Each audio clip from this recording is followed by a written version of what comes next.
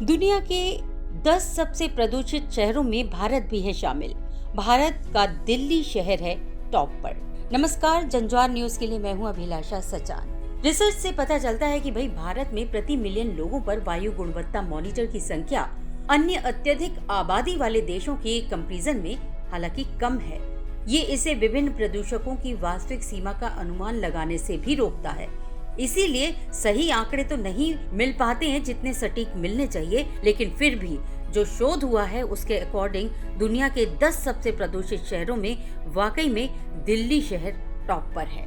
मुंबई अपने आकार, जनसंख्या और बढ़ते वायु प्रदूषण के साथ भारत को 1600 से 4000 वायु गुणवत्ता वाले मॉनिटर की आवश्यकता है, लेकिन 16 सितंबर सन 2021 तक केवल 804 ही मॉनिटर्स हैं, जिनमें से ज्यादातर शहरी क्षेत्रों में ही लगे हैं।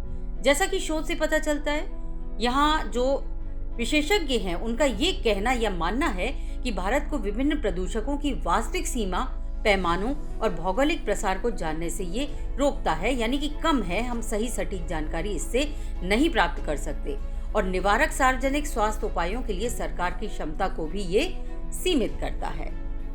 भारत में दुनिया के 10 सबसे प्रदूषित शहरों में से 9 शामिल हैं, लेकिन सन 2010 से लेकर 2016 के टाइम पीरियड में 200 पार्टिकुलेट मैटर यानी कि PM 2.5 निगरानी स्थलों के संचालन के साथ भारत की वायु गुणवत्ता मॉनिटर घनत्व नीचे हैं। चीन 1.2 पर, संयुक्त राज्य अमेरिका 3.4 पर, जापान 0.5 और ब्राजील 1.8 पर है। ये 2019 की रिसर्च रिपोर्ट कहती है, जिसके अनुसार Bharat sulphur dioxide, nitrous dioxide, श्वसन योग्य PM जो 10 है, महीन कण पदार्थ PM 2.5, सीसा, कार्बन मोनोऑक्साइड और अमोनिया सहित प्रदूषकों के प्रसार को सटीक रूप से नहीं जानता है। विश्व स्वास्थ्य संगठन यानी कि WHO के अनुसार इन प्रदूषकों के लगातार संपर्क में रहने से हार्ट, सांस जैसी बीमारियां भी हो जाती हैं। इतना ही नहीं, फेफड़ों के कैंसर जैसी भी बीमारियां होने के इसमें जोखिम ज्यादा बढ़ जाते हैं। इसके अलावा चूंकि मौजूदा वायु गुणवत्ता मॉनिटर शहरी क्षेत्रों में ही केंद्रित है, इसलिए स्वास्थ्य और पर्यावरण प्राधिकरण ग्रामीण क्षेत्रों में बायोमास, ईंधन की लकड़ी, पराली जलाने और कीटनाशकों के छिड़काव के कारण वायु प्रदूषण की सीमा का आकलन नहीं कर पाते हैं और इन सब का प्रयोग करने के लिए इसीलिए सरकार बार बार रोकती भी है ताकि पॉल्यूशन और ज्यादा ना बढ़ जाए। अगर हम भारत की बात करें तो भारत में 1500 यानी 1500 वायु गुणवत्ता निगरानी स्टेशनों की जरूरत है। निलंबित कण पदार्थ की निगरानी के लिए स्टेशनों की न्यूनतम संख्या, जहां क्षेत्र की आबादी 1 लाख से कम है, 4 है। 2003 में जारी परिवेशी वायु गुणवत्ता निगरानी के लिए CPCB दिशा निर्देशों के अकॉर्डिंग SO2 के लिए न्यूनतम संख्या 3, NO2 के लिए 4 और CO यानी कार्बन मोनोऑक्साइड के लिए 1 है।